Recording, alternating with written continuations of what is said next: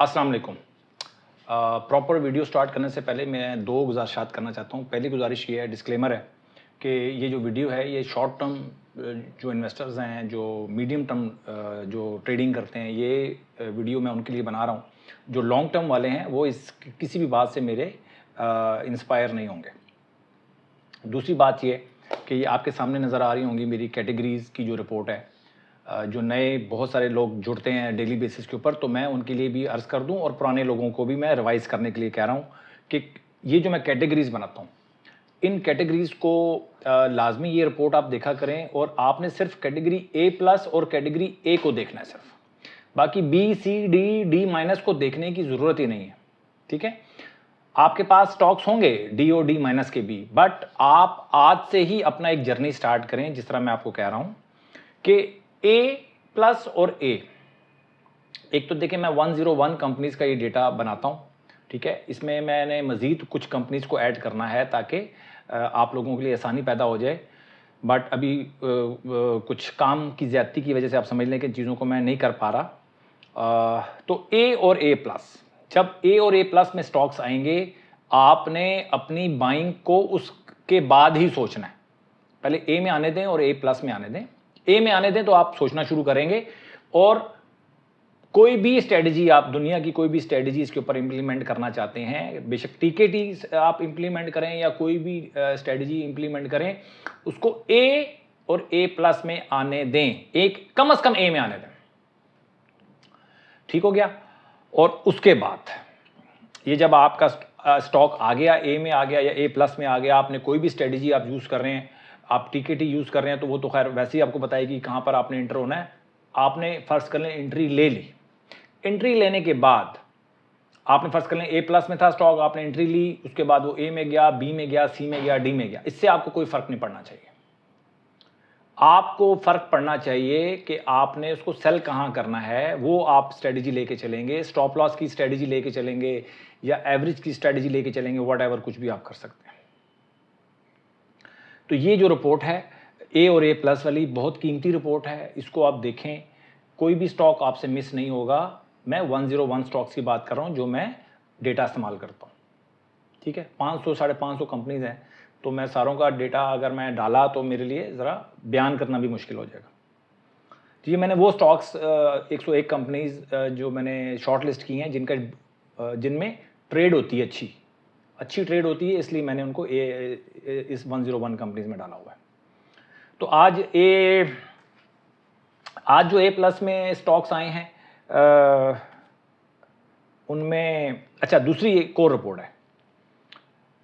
एक और रिपोर्ट के बारे में बताता हूँ, ये है वॉल्यूम वाली। ये जो टॉप 10 वॉल्यूम बेस्ड जो रिपोर्ट है ना, ये जो मैं डेली बेसिस के और बताऊँ, टॉप 10 वॉल्यूम के जो स्टॉक्स होते हैं KSE 100 इंडेक्स में, वो आप देखा करें कि नहीं, KSE 100 इंडेक्स नहीं, ये पूरी मार्केट का डेटा है। ये आप समझ लें कि इसमें ना, ये बैक्टीरिया रिपोर्ट है, आप समझ लें।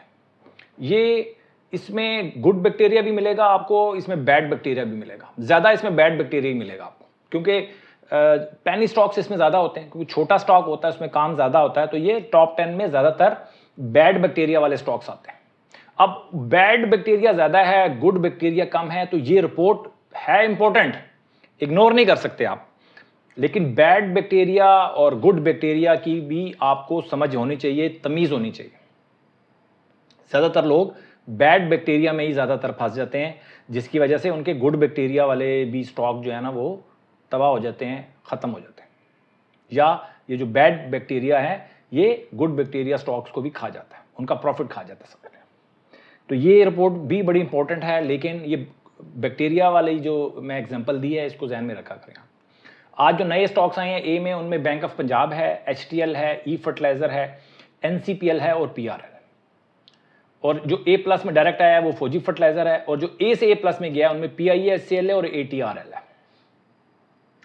आज जिन स्टॉक्स की अलर्ट कैंडल बनी है, उनमें वो मैं लिखना भूल गया, FFC, ATRL और एयरलिंक जो है वो बार बार जो है वो अपना सर उठाता है, और इसको भी आज हम देखेंगे कि क्या सिलसिला है। ठीक हो गया जी। अनाउंसमेंट आज कोई नहीं आई, ना जुमे को अनाउंसमेंट कोई पे आउट आया, किसी स्टॉक ने डिविडेंड वगैरह कोई अनाउंसमेंट नहीं दी, और आज भी कोई नहीं दी। और इसके अलावा अच्छा जी, ये हमारी रिपोर्ट होगी कंप्लीट। और मैंने खैर A+ में हमारे ATRL है, फौजी फर्टिलाइजर है, PISCL है, और कैटेगरी A के अंदर bank of Punjab, CEPB, HTL, national bank, Atlas Honda, E fertilizer, NCPL और PRL है। ठीक है, जो हमारे A और A+ में चल रहे हैं। अच्छा जी, अब इसके बाद ये हम देख लेते हैं मार्केट समरी की तरफ चले जाते हैं जी, कि मार्केट समरी आज क्या कह रही है।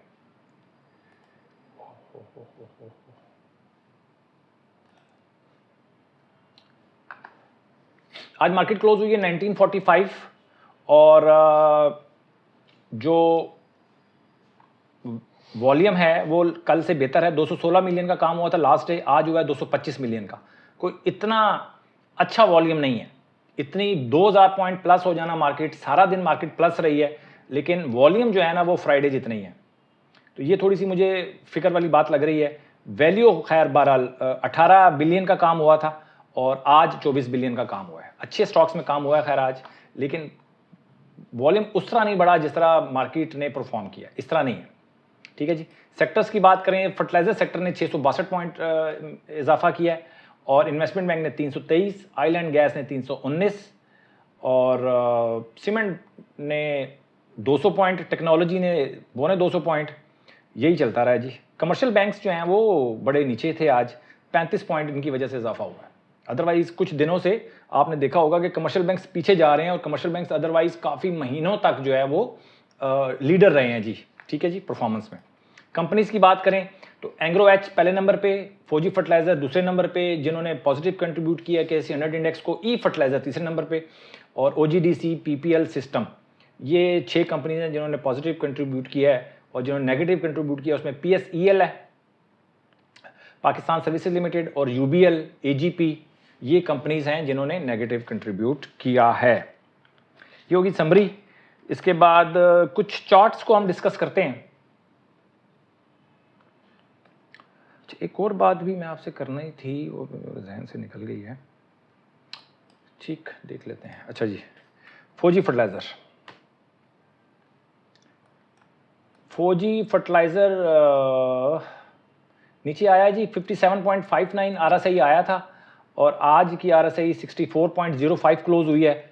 आज के रेट, आज के हाई के ऊपर इसको आप बाय कर सकते हैं, कोई इतना बड़ा इशू नहीं है। वैसे नॉर्मली इसका जो ट्रेंड है वो 3 दिन कंसेक्यूटिव नीचे रहा है, बट 45 से काफ़ी ऊपर है। तो जब 45 से काफ़ी ऊपर होता है तो हम उसको आवरली में ही देखते हैं। जब देखें स्टॉक जो है, बेहतर ये होता है कि आप उसको आवरली में ही देखें।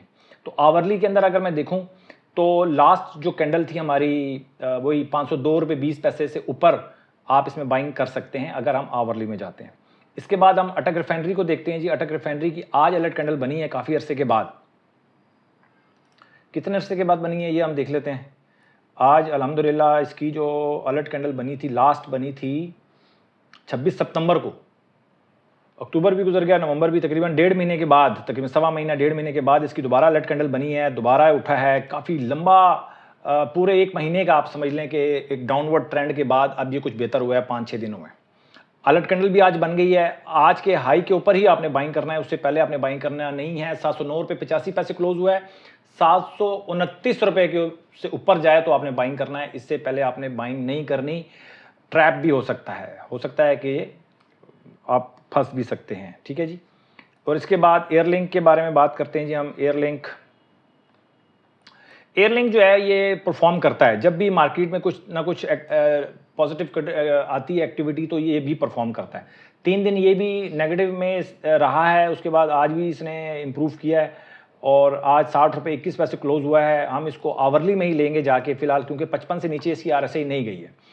तो 55 से नीचे RSI नहीं गई, और तो अभी हम इसको आवरली में ही रखेंगे। अगर 55 से नीचे RSI चली जाती ना तो फिर हम डेली में ही उसको कैच करते, बट अब डेली में कैच नहीं करना, उसको आवरली में कैच करना है। और RSI इसकी जो आवरली में जो उसकी क्लोज हुई है 50.29, और आवरली में जो हम RSI जो हम बाइंग करते हैं वो 65 की RSI पे हम बाय करते हैं, कि 65 की RSI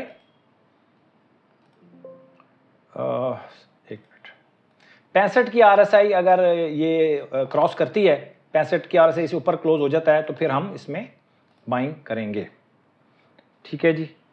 और बस आज के लिए सर इतना ही है सर। और मैं फिर मैंने जुमे वाले दिन भी आपसे अर्ज़ किया था कि अगर एवरेज करना है आपने कोई भी स्टॉक तो फिर आप उसको TKT में जाने दें एक दफ़ा, TKT में जाने दें। आज जैसे फौजी फर्टिलाइज़र, अटक रिफाइनरी, एयरलिंक इनकी तकरीबन बनी है। एयरलिंक की तो नहीं बनी, जो चीज़ आवरली में आपने उसको कैच करना है उसको आवरली में कैच करेंगे, और जो डेली में कैच करना है उसको डेली में ही कैच करेंगे। अपना बहुत ख्याल रखें, अपनी इन्वेस्टमेंट का ख्याल रखें। अगर आपको मेरी कोई टेक्निकल लैंग्वेज समझ में नहीं आ रही ना, तो इसी वीडियो के नीचे डिस्क्रिप्शन में जाएंगे ना तो 4 वीडियोज़ होंगी TKT के वाले से, वो आप एक दफ़ा देख लें। आपके सारे मसले मेरा ख्याल है कि रिजॉल्व हो सकते हैं बेसिक लेवल के। बेसिक से भी बहुत अच्छा आपका लेवल हो जाएगा, चीज़ें आपको समझ में आना शुरू हो जाएंगी और आप इंडिपेंडेंट जो है वो काम को कर सकेंगे, किसी से पूछने की ज़रूरत नहीं पड़ेगी। ये वीडियोज़ आप डेली बेसिस के ऊपर देखेंगे और अच्छे तरीके से आप काम कर सकेंगे। अपना बहुत ख्याल रखें, अपनी इन्वेस्टमेंट का ख्याल रखें। Thank you very much.